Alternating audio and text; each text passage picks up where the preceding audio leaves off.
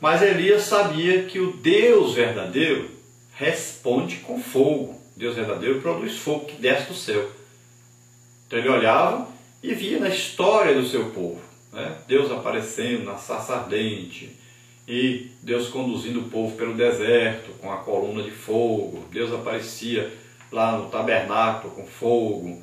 Então Deus, no dia da inauguração do templo de Salomão, aí desceu fogo do céu. Então ele sabia que Deus, ele se manifestava com fogo, provando que era o Deus verdadeiro. Então ele faz o teste exatamente em cima disso, em cima do fogo. Ele faz ali o desafio, dizendo: o Deus que responder com fogo, esse é o Deus verdadeiro. Observamos que os profetas de Baal ficaram grande parte do dia tentando produzir fogo e não conseguiram.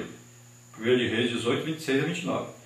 Uma das marcas do culto falso é exatamente a tentativa de copiar ou reproduzir o verdadeiro. Encontramos ainda hoje dezenas de religiões e seitas tentando produzir fogo santo e não logram qualquer êxito. Somente o verdadeiro culto a Deus faz descer fogo do céu. 1 de Reis 18, 38. Então veja bem que nós vemos aí várias religiões tentando produzir fogo. Veja aí, nós temos uma igreja aí que ensina as pessoas a falar em línguas. Temos igrejas aí que cantam, que dançam, que fazem de tudo, convidam verdadeiros artistas, né, para pregar. São verdadeiros deuses adorados pelas pessoas, para cantarem, para pregarem, porque confiam nas pessoas. É uma falsa religião, são falsos profetas, é uma falsa adoração e é um fogo estranho. Mesma coisa fez Nadab e Abiú. Ao invés de pegar o fogo descido do céu para acender ali os pavios do candelabro, né, iluminar ali o tabernáculo, o que eles fizeram? Eles mesmos fizeram um fogo separado e usaram esse fogo estranho para acender os pavios. O que Deus fez? Deus matou os dois por causa disso, porque trouxe fogo estranho para a casa de Deus. Assim também existe hoje aí várias igrejas, inclusive a nossa, trazendo fogo estranho, trazendo coisas estranhas ao verdadeiro e legítimo culto para dentro da casa de Deus. É um fogo estranho. Nós estamos vendo aí as pessoas hoje dançando dentro da igreja e dizendo que é do Espírito Santo. Mas quando acaba a música, acaba a dança. Isso aí é uma dança do corpo, dança carnal, humana, não tem nada a ver com o Espírito Santo. A pessoa, quando dança sob o efeito do Espírito Santo, não importa se está tocando alguma música, não importa quem está perto, a pessoa deu lugar ao Espírito Santo, está totalmente ali com o Espírito Santo agindo na sua vida, como Davi na frente ali da arca.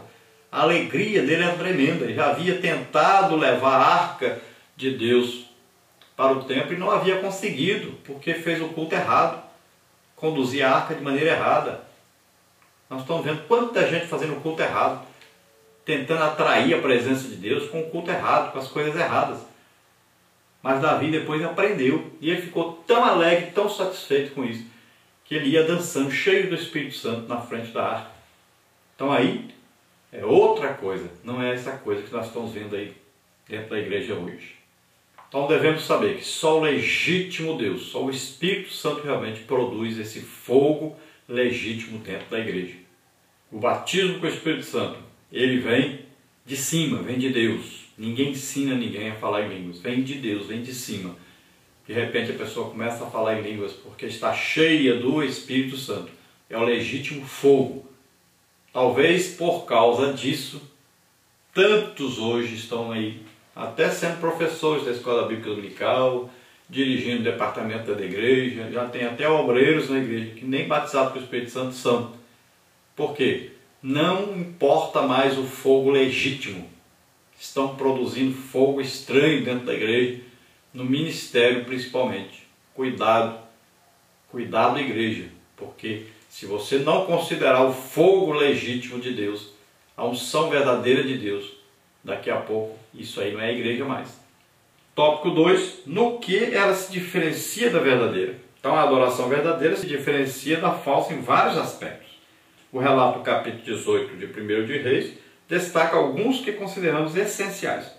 Em primeiro lugar, a adoração verdadeira firma-se na revelação de Deus na história. 1 de Reis 18:36. Abraão, Isaac e Jacó foram pessoas reais, assim como foram reais as ações de Deus em suas vidas.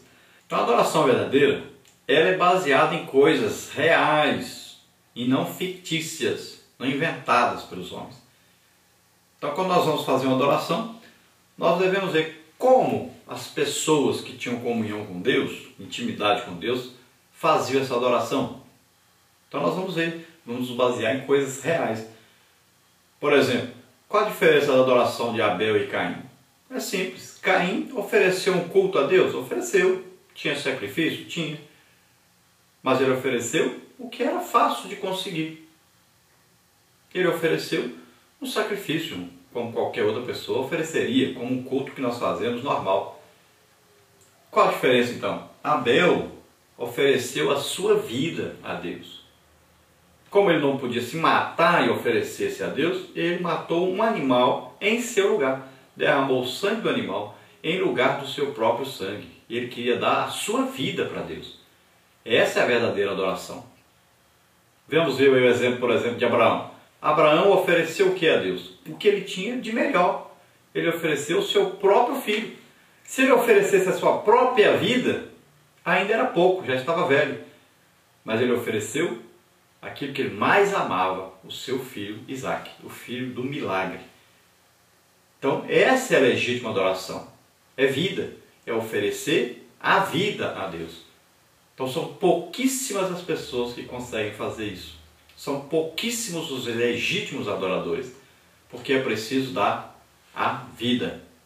É preciso não dar mais aquele valor às coisas boas da terra, mas se oferecer no altar, se oferecer a Deus. Em segundo lugar, a verdadeira adoração distingue-se também pela participação do adorador no culto. Elias disse, e que eu sou teu céu, 1 de Reis 18:36. A Bíblia diz que Deus procura adoradores, João 4:24. Israel havia sido uma nação escolhida pelo Senhor, Êxodo 19:5. Elias invocou como servo pertencente a esse povo os direitos da aliança. Então a outra coisa para ser um legítimo adorador, o adorador tem uma igreja onde ele frequenta. O adorador é uma pessoa aí descomprometida, descompromissada totalmente aí de uma igreja. Não, ele tem uma igreja onde ele frequenta. Ele vai à escola bíblica dominical, ele vai aos cultos, ele ouve a pregação da palavra de Deus, ele participa de cultos, ele congrega.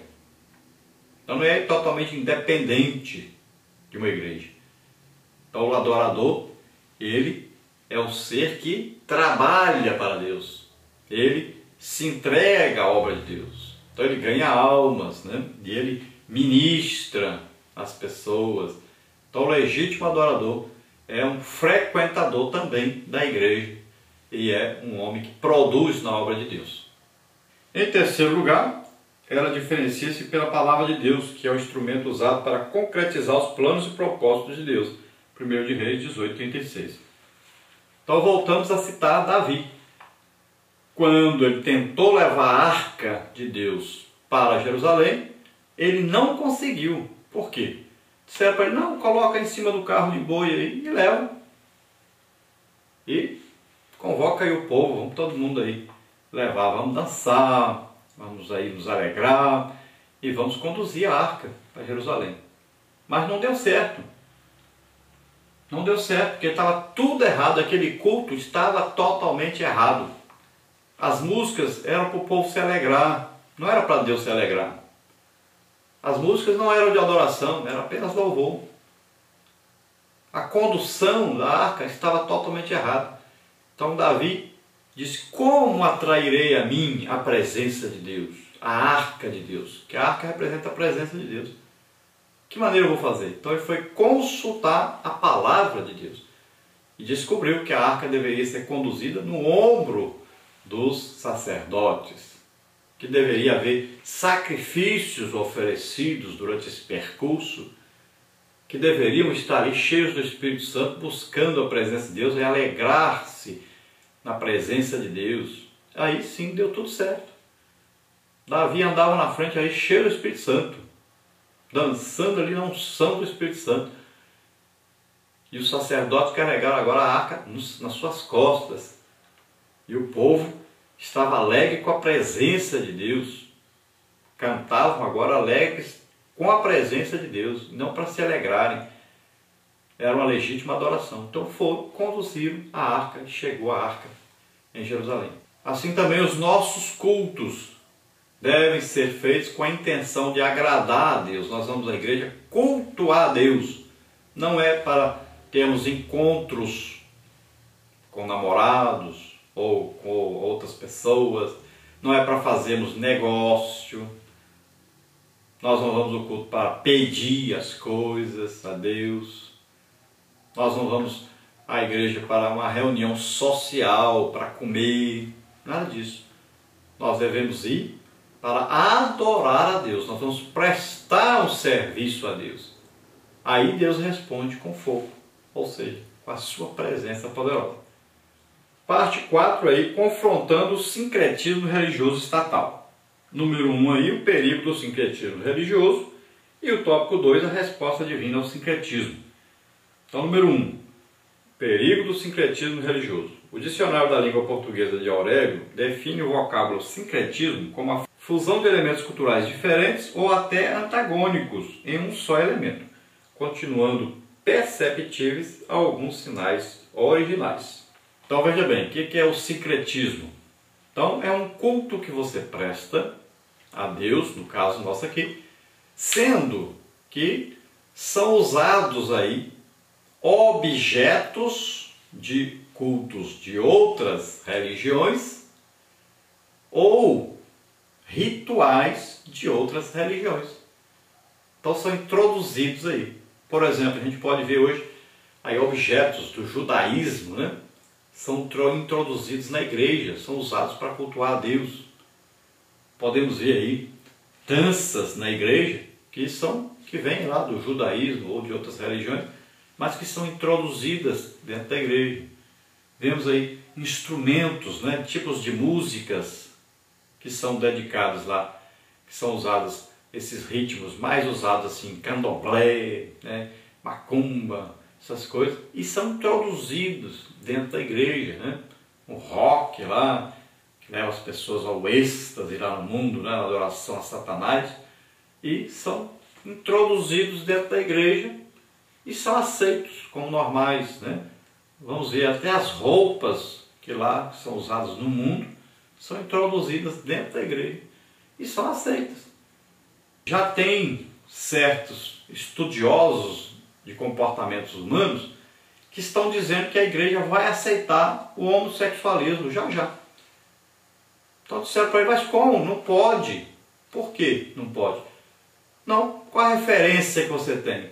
Como você vai brigar contra isso, vai lutar contra isso? Qual a referência que você tem? Ah, mas a Bíblia diz que não pode. Deus diz na Bíblia que não pode.